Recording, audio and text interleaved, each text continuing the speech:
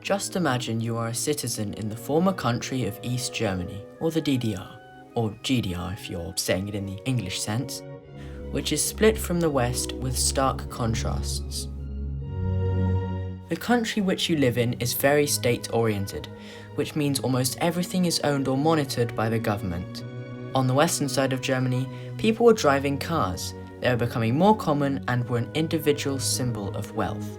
They also symbolized the wealth of a nation, and this made the DDR look bad, and slipping behind their western counterpart was negatively looked upon.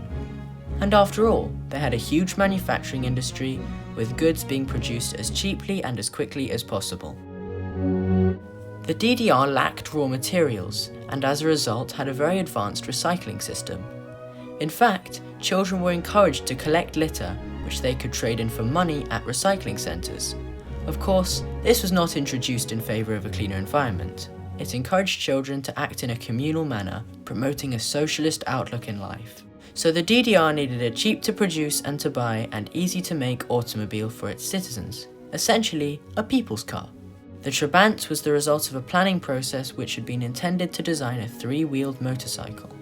VEB Sachsenring was a government-run car manufacturer who was tasked with building the East German people's car.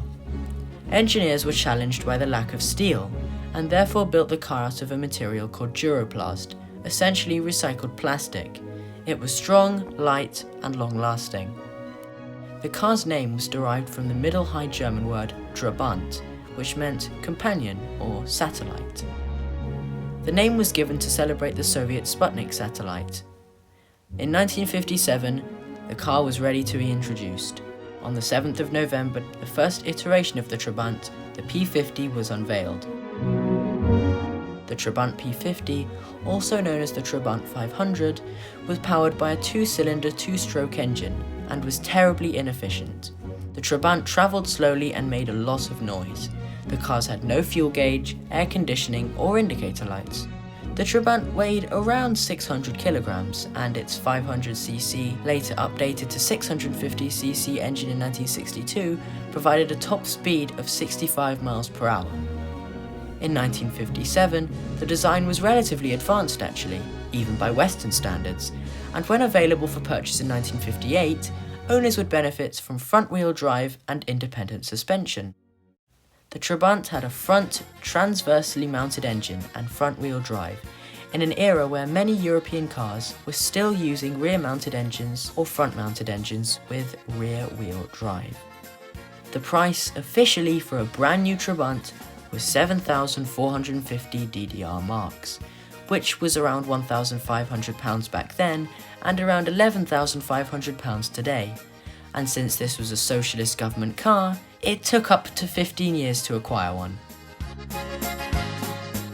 It was common for families to order a TRABANT when their child was born or when they were very young, so that the car would be ready for delivery by the time they were able to drive. The waiting list exceeded the demand, and due to a lack of resources, new car projects in the DDR came to a close, and so the TRABANT design remained virtually the same for its entire production existence.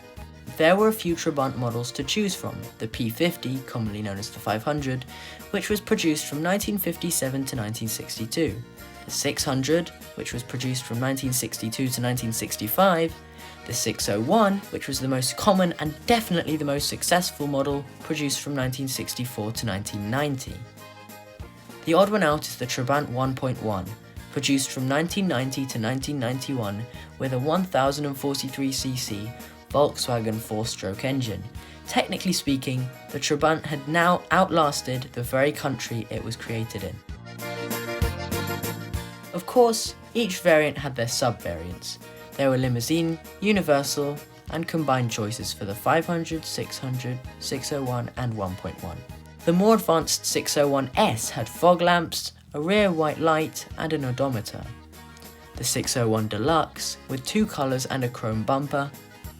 The 601 Kubel, which was a doorless Jeep with a folding roof, auxiliary heating system, and RFI shielded ignition. The 601 Tramp was a civilian version of the Kubelwagen, and was primarily exported to Greece. The 601 Hikamat was for drivers unable to use their left leg, with an automatic clutch. The 800 RS was a rally version. Most Trabants were sold to East Germans, but VEB Sachsenring exported some outside the DDR. The Trabant was definitely a simple car for the common person. Its engine was so simple that it could be fixed in a matter of hours without an expert's knowledge. In April 1991, the 1.1 was finally discontinued, bringing an end to the Trabant's production after 34 years. The car initially sold for just a few marks when Germany reunified in 1990. Many were given away or even abandoned after the fall of the Berlin Wall.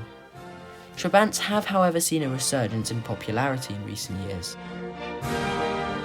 They are now widely considered collector's items, and thousands are still on the road in Berlin and even as far away from Germany as the USA.